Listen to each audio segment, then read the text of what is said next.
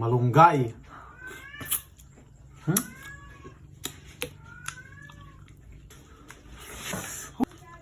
Kinuha ko na yung sungkit, talagang makasidsidan na ako ng malunggay dyan mga George.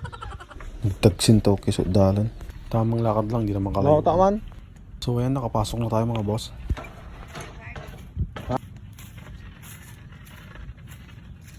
Tignan nyo naman dito sa bukid mga boss, napakaaliwalas. Presko pa. Daming bunga ng malunggay. Isa sa pinakamahal na gulay dito sa amin. Napakagandang mais oh, parang ikaw. Daming tanim no, basta masipag ka lang talaga. Tignan mo tong sitaw oh, daming bunga. Sabi nga nila pag may tinanim may anihin. Putong na bukilan nga pala tawag dito sa amin yan sa Ilocano. Sinet up ko na yung camera dyan mga boss. Umpisan na natin manungkit na malunggay. Ay, talagang ibusok bunga na ito eh. Tinuruan pa nga. Shout out sa'yo Ninong. Pag manunungkit pala kayo ng ganito mga boss, talagang binabali yung sanga para makuha yung bunga nyo. Tukkulam! Kala mo madali lang ha.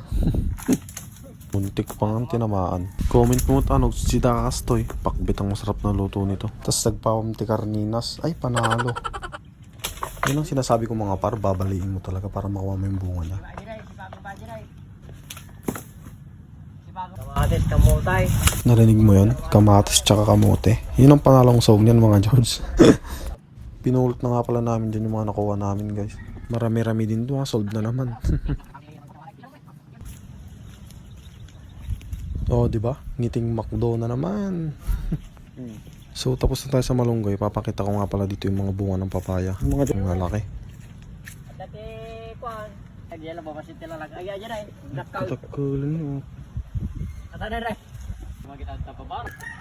So, dito mga boss, gagayatin na natin yung mga nakuha kong malunggay. Parang aalisin mo lang yung balat yan. Medyo makapal din kasi. Biniglisan ko na nga pala dyan at ako'y nagugutom na.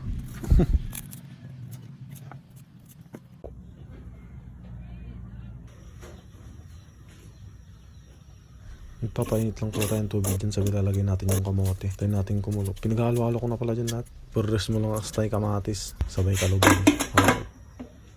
Pagkaburot na kasta George, ikabil mo natin anay bugoong darat Ilocano. Sabay mo na rin dyan yung bunga ng malunggay George. Siyempre mga boss, fresh from bukid yan. Nagsamit. Nagsamit, ibig sabihin sa Tagalog nun matamis. Ngayon alam mo na.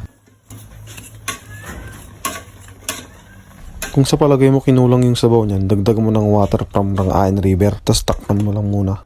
So ay nakakumukulo na siya dyan. So lalagyan na natin tong pangmalakasang sahog, karninas mga boss. 555, baka naman. So haluin mo lang siya ng ganyan.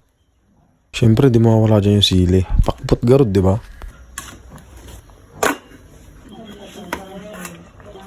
So ayun mga boss, mukhang okay na. Sheesh, titikman natin sabaw. Panalo. Siyempre, ano pa ba ang gagawin natin? Kanin. Sabaw. Malunggay.